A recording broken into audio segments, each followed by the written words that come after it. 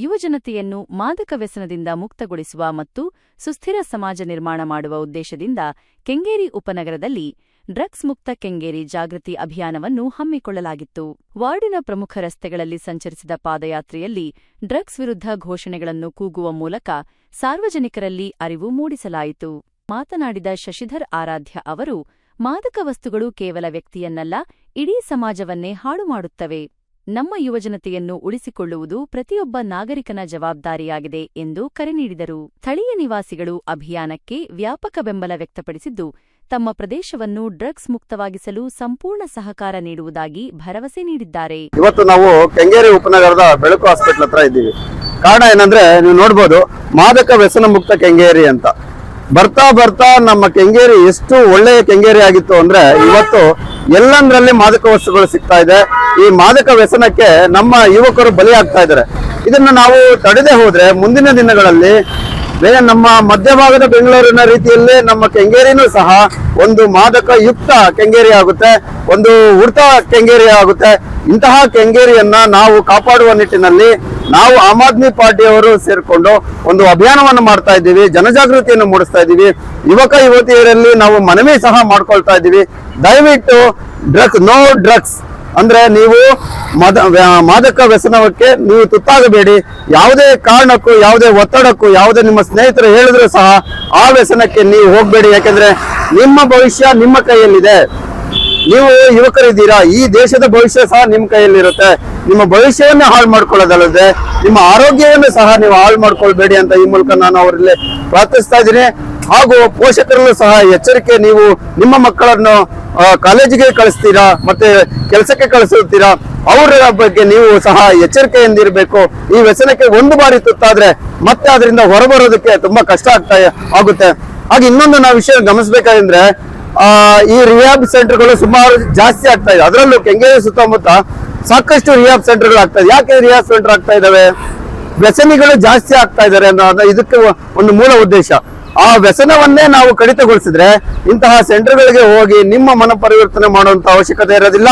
ನೀವು ಈ ವ್ಯಸನದ ಬದಲಾಗಿ ಒಳ್ಳೆ ಪುಸ್ತಕಗಳನ್ನು ಓದುವ ಹವ್ಯಾಸ ಬಳಸ್ಕೊಳ್ಳಿ, ಒಳ್ಳೆ ಸ್ನೇಹಿತರನ್ನು ತಗೊಳ್ಳಿ, ಒಳ್ಳೆಯ ಸಂಭಾಷಣೆ ಯುಕ್ತ ಜೀವನವನ್ನು ನಡೆಸಿ ಮತ್ತು ಎಲ್ಲರ ಜೊತೆಗೆ ನೀವು ಬೆರೆತು ಬಾಳಬೇಕು ಅಂತ ನಾನು ಈ ಮೂಲಕ ತಮ್ಮಲ್ಲಿ ವಿನಂತಿಸ್ತಾ ಇದ್ದೀನಿ. ಬಂಧುಗಳೇ, ಇವತ್ತಿನ ದಿನ ನಾವಿಲ್ಲಿ ಇವಾಗ ಒಂದು ಅಭಿಯಾನ ಅಂತ ನಾವೇನು ಹಮ್ಮಿಕೊಂಡಿದ್ದೀವಿ, ಇದು ಖಂಡಿತವಾಗ್ಲೂ ಅವಶ್ಯಕ ಇದೆ ಮತ್ತು ಬೇಕಾಗಿದೆ. ಯಾಕೆ ಅಂತ ಹೇಳ್ತೀನಿ ಅಂದ್ರೆ, ಇವತ್ತು ಯುವಕರಿಗೆ ದಾರಿ ತಪ್ಪಿಸ್ತಾರೆ ಅಂತ ಹಲವಾರು ವಿಚಾರಗಳಿದಾವೆ. ಅದರಲ್ಲಿ ಈ ಡ್ರಗ್ಸ್ ಸಹ ಒಂದು. ಬೆಂಗಳೂರಲ್ಲಂತೂ ತುಂಬಾ ಆಗ್ಬಿಟ್ಟಿದೆ ಇದು. ಈಗ ಡ್ರಗ್ಸ್ ಸಿಗದೆ ಇರೋ ಜಾಗ ಇಲ್ಲ ಅನ್ನೋ ತರ ಆಗ್ಬಿಟ್ಟಿದೆ. ಎಷ್ಟು ಅಪಾಯಕಾರಿ ಬೆಳವಣಿಗೆ ಇದೆ ಅಂತಂದ್ರೆ, ಇವತ್ತು ನಿಮ್ಗೆ ಶಾಲಾ ಆವರಣಗಳಲ್ಲಿ ಸಿಗ್ತಾ ಹಂಗಾಗಿದೆ. ಮತ್ತೆ ಕಾಲೇಜ್ಗಳಲ್ಲಂತೂ ಬಿಡಿ, ಸ್ಟೂಡೆಂಟ್ಸ್ಗೆ ನೀವೇನಾದ್ರು ಕೇಳ್ಬಿಡ್ತು ಅಂದ್ರೆ ನಮಗ್ ಗೊತ್ತಿದೆಯಲ್ಲ, ನಿಮಗ್ ಗೊತ್ತಿದೆಯಲ್ಲ, ಸ್ಟೂಡೆಂಟ್ಸ್ ಗೊತ್ತಿದೆ ಎಲ್ಲಿ ಸಿಗುತ್ತೆ ಅಂತ. ಸೊ ಇದೆಲ್ಲ ತಪ್ಪಿಸ್ಬೇಕು ಅಂದ್ರೆ ಖಂಡಿತವಾಗ್ಲೂ ನಾವು ನೀವು ಕೈ ಜೋಡಿಸ್ಬೇಕು. ಯಾಕೆಂತಂದ್ರೆ ಇವತ್ತು ಪೋಷಕರು ಏನ್ ಮಾಡ್ತಿದ್ದಾರೆ ಅಂತಂದ್ರೆ, ಮಕ್ಕಳು ಓದ್ತಾರೆ, ವಿದ್ಯಾಭ್ಯಾಸ ಪಡಿತಾರೆ, ಉತ್ತಮ ಪ್ರಜೆಗಳಾಗ್ತಾರೆ ಅನ್ಬಿಟ್ಟು ಕಳಿಸ್ಬಿಟ್ಟು ಅವ್ರ ಮನೆಗಳಲ್ಲಿ ಇರ್ತಾರೋ ಅಥವಾ ಅವರು ಕೆಲ್ಸಕ್ಕೆ ಹೋಗೋದ ಮಾಡ್ತಿದ್ದಾರೆ. ಆದ್ರೆ ಈ ಸಮಾಜದಲ್ಲಿ ಇವತ್ತು ಏನೇನಾಗ್ತಿದೆ ಅನ್ನೋದಕ್ಕೆ ನಮ್ಗಿದೊಂದು ಕನ್ನಡಿ ಇದ್ದಂಗೆ. ಸೊ ನಾವು ಇದನ್ನ ತಪ್ಪಿಸ್ಬೇಕು ಮತ್ತು ಪೋಷಕರಿಗೂ ಸಹ ಇದನ್ನ ನಾವು ಅರಿವು ಮೂಡಿಸ್ಬೇಕಾಗ್ತದೆ, ಸಾರ್ವಜನಿಕರಿಗೆ ಅರಿವು ಮೂಡಿಸ್ಬೇಕಾಗ್ತದೆ, ಮತ್ತೆ ನಮ್ಮ ಯುವ ಜನತೆಗೆ ದಾರಿ ತಪ್ಪಬೇಡಿ ಅಂತ ನಾವು ಹೇಳಲೇಬೇಕಾಗ್ತದೆ. ಅದಕ್ಕೋಸ್ಕರ ಈ ಒಂದು ಪಾದಯಾತ್ರೆ ಹಮ್ಮಿಕೊಂಡಿದ್ದೀವಿ. ಇವತ್ತಿನ ದಿವಸ ನಾವು ನಮ್ಮ ಶಶಿಧರ್ ಆರಾಧ್ಯ ಅಂತ ಇಲ್ಲಿ ಕೆಂಗೇರಿ ವಿಧಾನಸಭಾ ಅಧ್ಯಕ್ಷರು, ಅವರ ಅಧ್ಯಕ್ಷತೆ ನೇತೃತ್ವದಲ್ಲಿ ಇವತ್ತು ಕೆಂಗೇರಿ ಮಾದಕ ವ್ಯಸನ ಮುಕ್ತ ಅಭಿಯಾನ ಅಂತ ನಡೆಸ್ತಾ ಇದ್ದೀವಿ. ಯಾಕೆ ನಡೆಸ್ತಾ ಇದ್ದೀವಿ ಅಂದರೆ, ಈ ಡ್ರಗ್ಸ್ನು ಒಂದು ದೊಡ್ಡ ಮೆನೆಸ್ ಆಗೋಗ್ಬಿಟ್ಟಿದೆ. ಮಾದಕ ಚಟ ಸಣ್ಣ ವಯಸ್ಸಿಂದಾನೇ ಯುವಕರಿಗೆ ಅದೊಂದು ಚಟ ಹಚ್ಚಿಸ್ಬಿಡ್ತಾರೆ. ಮೊದಲೇನು ಮಾಡ್ತಾರೆ, ಫ್ರೀಯಾಗಿ ಕೊಡ್ತಾರೆ, ಆಮೇಲೆ ಸ್ವಲ್ಪ ಕಮ್ಮಿ ಕೊಡ್ತಾರೆ, ಆಮೇಲೆ ಅವ್ರು ಒಂದ್ಸತಿ ಅವರು ಅದಕ್ಕೆ ಬಲಿ ಆಗ್ಬಿಟ್ರೆ ಎದ್ದುವ ತಗ್ಗ ರೇಟ್ ಕೊಟ್ಟು ಹೋಗ್ತಾರೆ. ಸೊ ಈ ಚಟವನ್ನು ನಾವು ನಿಲ್ಲಿಸಬೇಕು ಅಂದ್ಬಿಟ್ಟು ನಾವು ಅಭಿಯಾನ ನಡೆಸ್ತಾ ಇದ್ದೀವಿ. ಅದಕ್ಕೆ ಆಲ್ಟರ್ನೇಟಿವ್ ಏನಿದೆ, ಅದಕ್ಕೆ ಪರ್ಯಾಯ ಏನಿದೆ ಅಂದರೆ, ಬೇರೆ ಬೇರೆ ಅವಕಾಶಗಳನ್ನು ನಮ್ಮ ಯುವಕರಿಗೆ ನೀಡಬೇಕು. ಒಂದು ಉದ್ಯೋಗ ಸೃಷ್ಟಿ ಮಾಡಿದ್ರೆ ಇದನ್ನೆಲ್ಲ ಯೋಚನೆ ಮಾಡೋದಕ್ಕೆ ಅವ್ರಿಗೆ ಸಮಯ ಸಿಗಲ್ಲ. ನಾವು ಉದ್ಯೋಗ ಸೃಷ್ಟಿ ಮಾಡಿದ್ಮೇಲೆ ಒಂದಷ್ಟು ಸಂಪಾದನೆ ಬಂದಾಗ ಅವ್ರಿಗೂ ಅನ್ಸುತ್ತೆ, ನೋಡಪ್ಪ ನಾವು ಈಗ ನಮ್ಮ ಜೀವನವನ್ನು ಮುಂದೆ ತೊಗೊಂಡೋಗ್ಬೇಕು, ಈ ಡ್ರಗ್ಸಿಂದೆಲ್ಲ ಏನು ಪ್ರಯೋಜನ ಇಲ್ಲ, ನಮ್ಮ ಜೀವನನೇ ಹಾಳಾಗೋಗ್ಬಿಡುತ್ತೆ, ನಮ್ಮ ಪೀಳಿ ಹಾಳಾಗೋಗ್ಬಿಡುತ್ತೆ.